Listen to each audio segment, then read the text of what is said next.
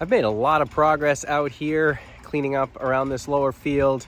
Aside from the maple that I cut up in my prior video, I had a really productive Saturday morning out here with my dad, and then I was also working out here this morning cleaning up around this pine tree, which is really kind of the last of the mess, and that leaning red maple behind me is the last of the red maple that I need to get and actually bring up to the woodshed area for splitting and stacking. So the goal now is going to be to get this pine off that tree and then try and safely get that tree on the ground.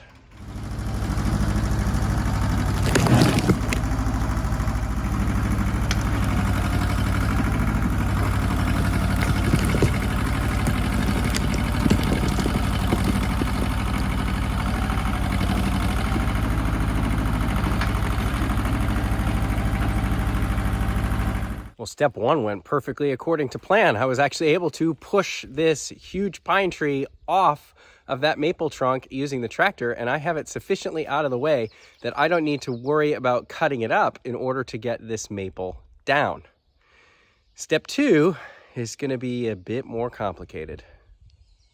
Essentially, this maple is quite hung up there, but also it's still attached at the stump.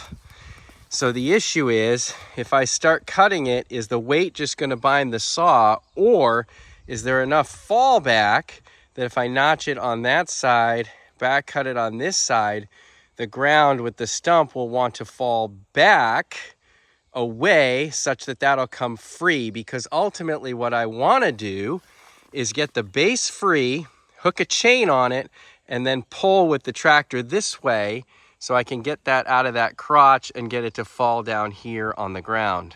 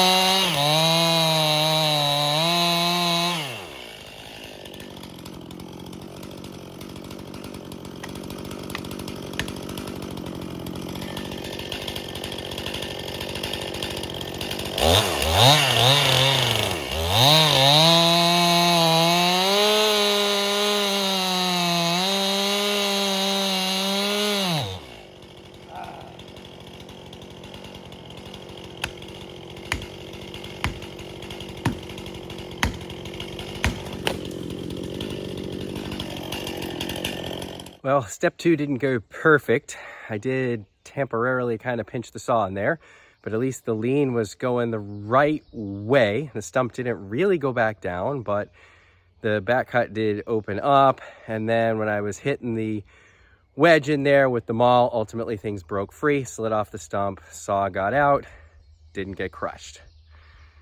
So kind of a win. We're still stable.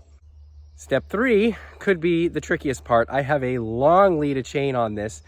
The one thing with this tree being as large as it is, about 18-inch in diameter at the stump, I'm a little concerned that there's going to be too much weight bearing down on the ground for me to pull this with the tractor, and I may have to take a few rounds out of it, working it as a widowmaker. That makes me a little nervous, but we're going to yank on it. We're going to see what we can get. And hopefully we can at least put more lean on it, if nothing else.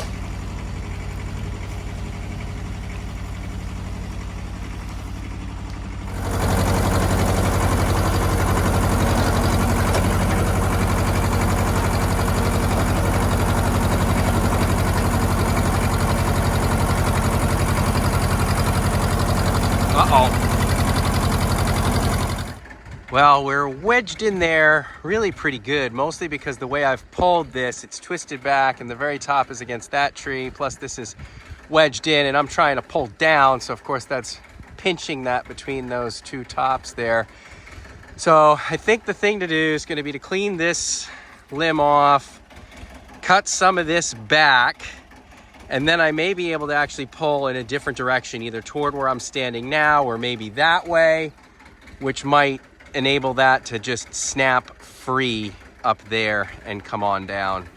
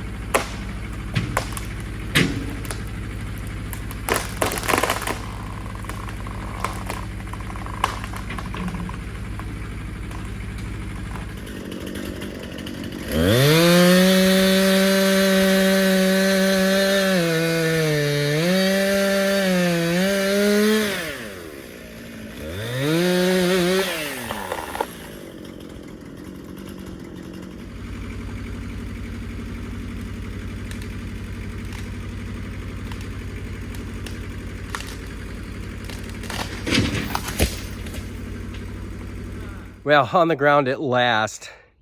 It may not look like it in the footage that I captured, but as I was pulling on that, I was watching very carefully for the tree that's standing up, because essentially as I'm pulling on this tree that's caught, I'm really pulling on that standing tree as well, right toward me, pulling it kind of in a bend. I was able to snap off the tree and get it all on the ground. So now we can buck it up and get it up by the woodshed, and that is a success. That's all the red maple from down here in this lower field.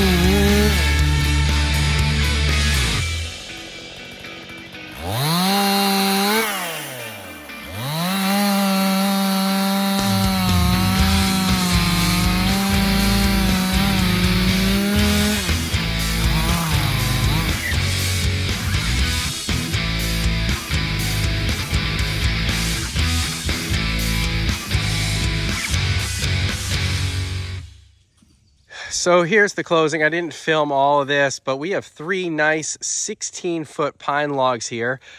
The tree had been laying across here. I was able to push them out of the way with the Ford 1700, but that's about all I can do in terms of manipulating those. Unless I wanted to make 8-footers or something, I don't think I could pick them up with the loader with the forks out in front of the bucket.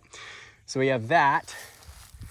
Swinging around, this was the huge pine that was down on that maple. I was able to break this into chunks as well, push that right out of the way. This base is the only thing, I didn't make any cuts there, but that's a 14-ish foot section there. And then we've got kind of an 8-foot section. Those might be okay.